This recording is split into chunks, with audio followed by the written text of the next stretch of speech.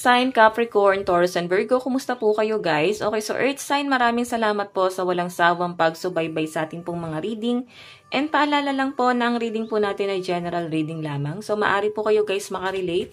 Maari rin naman pong hindi, kaya gawing gabay lamang, okay? So ayan guys, tignan natin kung ano bang inyong gabay. Kapalaran Earth sign, Capricorn, Taurus, Virgo. Gabay kapalaran po ni Earth sign. Earth sign, Capricorn, Taurus, Virgo.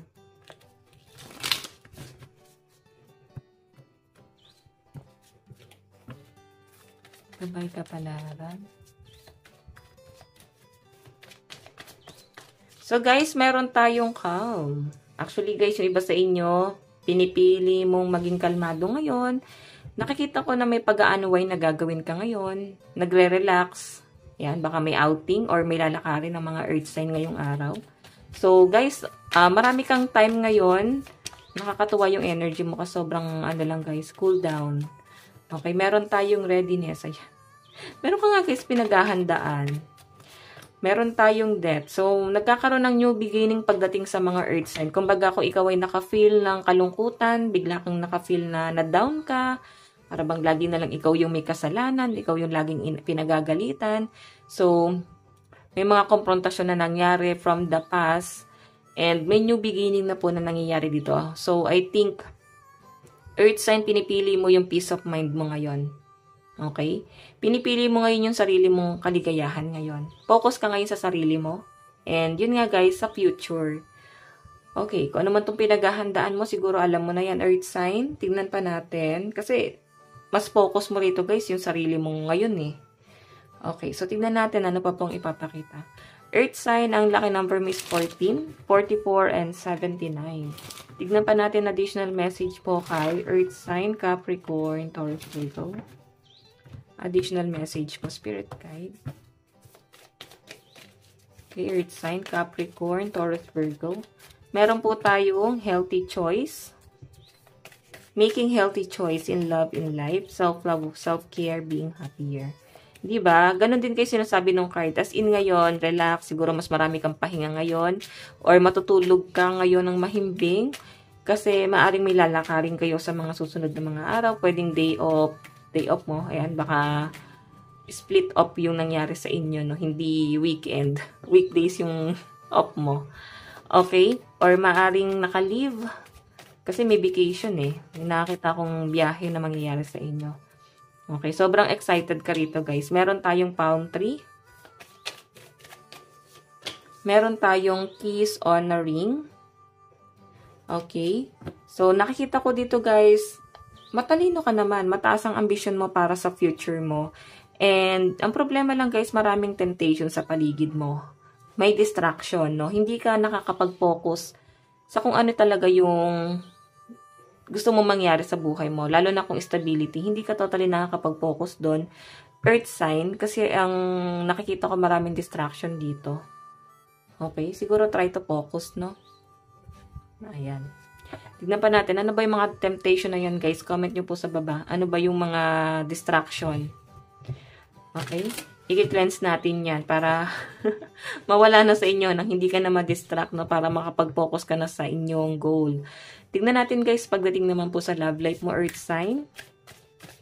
Sa love life naman po ni Earth sign. Okay, Earth sign. Pagdating po sa love life. Okay.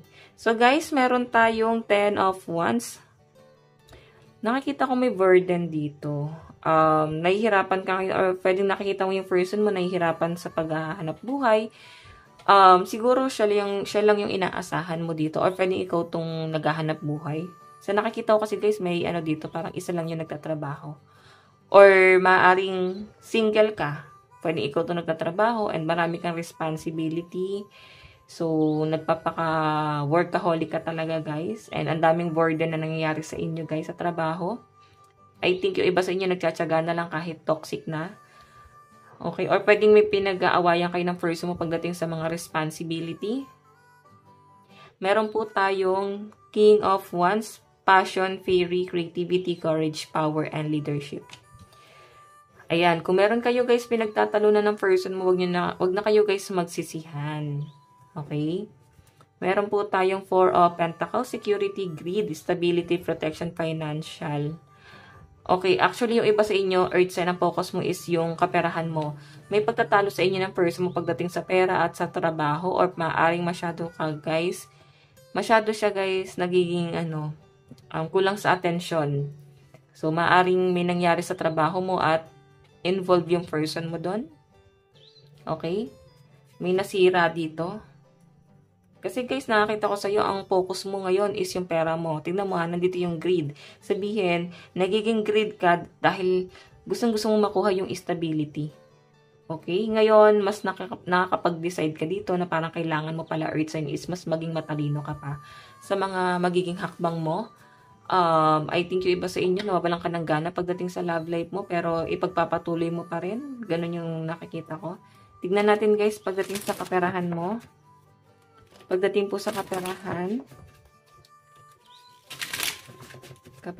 po.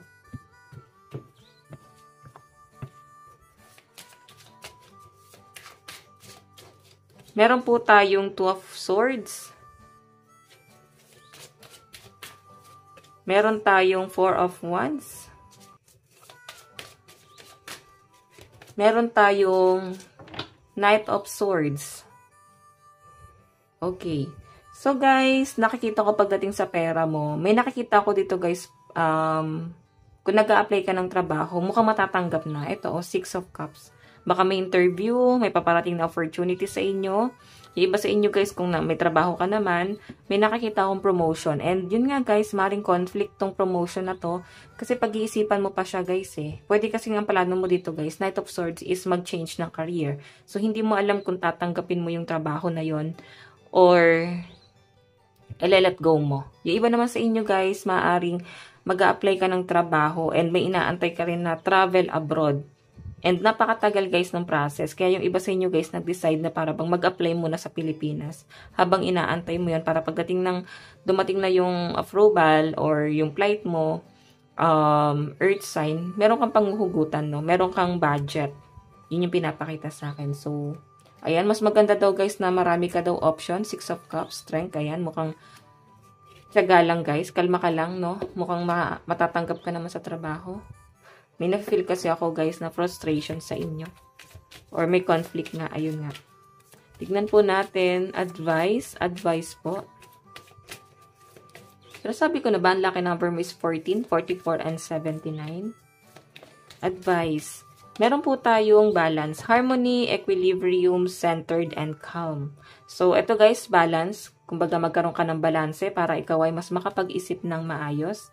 Try to focus and syempre mag-meditate. Okay? Kumalma ka rin guys. Hindi mo kontrolado yung emosyon mo eh. Tignan mo, ang dami mong burden dito. Okay, so Earth sign, na to lang po ang inyong reading. Maraming salamat po. Hanggang sa muli. God bless and love you all. Thank you.